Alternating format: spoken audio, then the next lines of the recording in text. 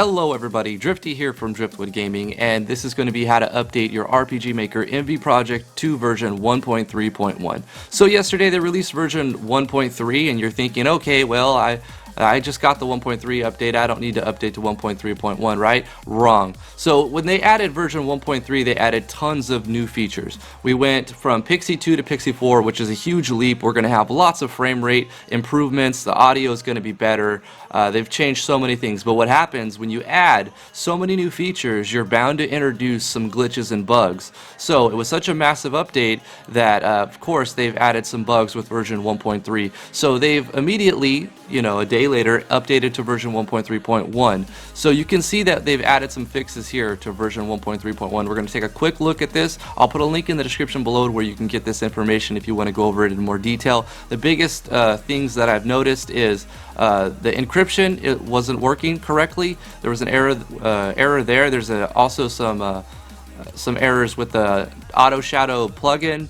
The sound was not looping for background sound. So if you're working with a version 1.3 project, not like a previous project that you've updated, but like a brand new project you created yesterday and you're working on right now, you'll have to make one extra step, but it's not really a big deal. It's just another folder you copy paste, and we'll get into that in a second.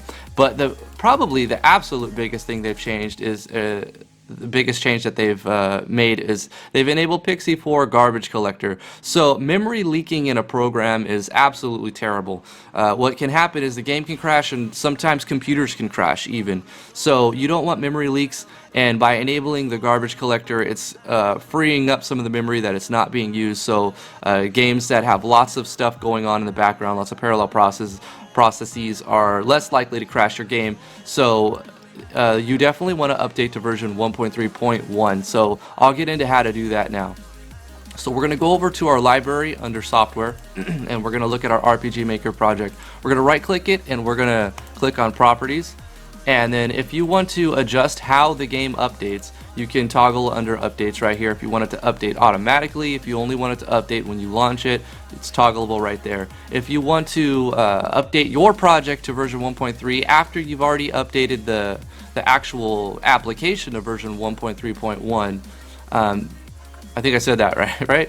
Then you're going to go to local files here, and then you're going to browse local files. So what this is going to do is open up the Steam's directory for where your RPG Maker project is stored. So instead of creating a new game like I did in the version 1.3 update, I'll show you another way to update your project. So you don't actually have to create a new game, because when you create a new game, it takes this folder right here, the new data, which is in your RPG Maker application Steam directory.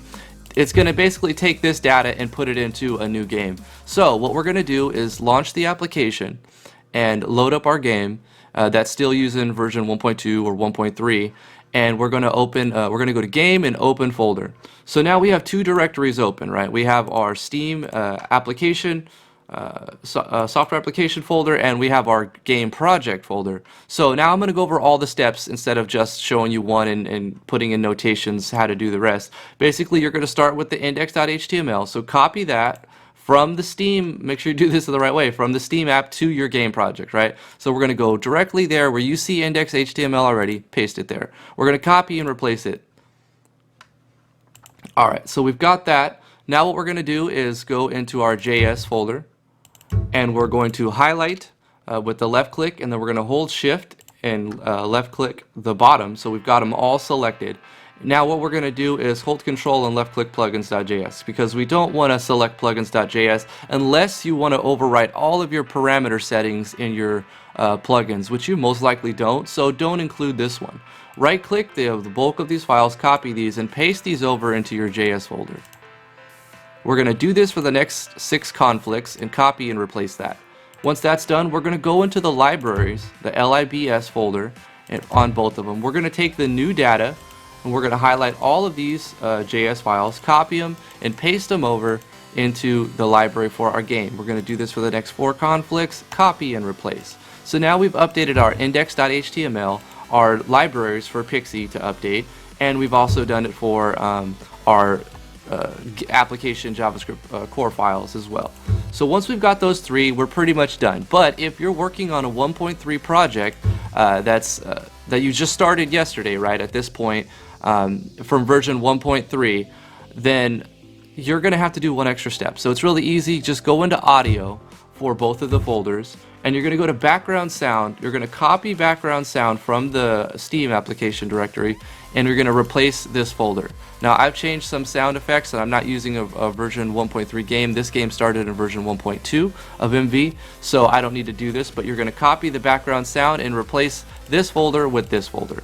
So you just copy here, paste there, same process will happen. So that'll fix the audio glitch from, it'll fix the glitch that stops your sounds from looping, basically.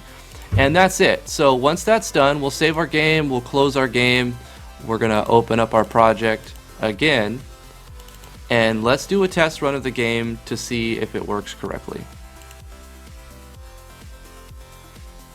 So I'll put a link in the description below if you want more details on all of the updates from version 1.3 and 1.31. It looks like our game is running fine, and just from the past versions, I noticed that it's running smoother, and I really like this.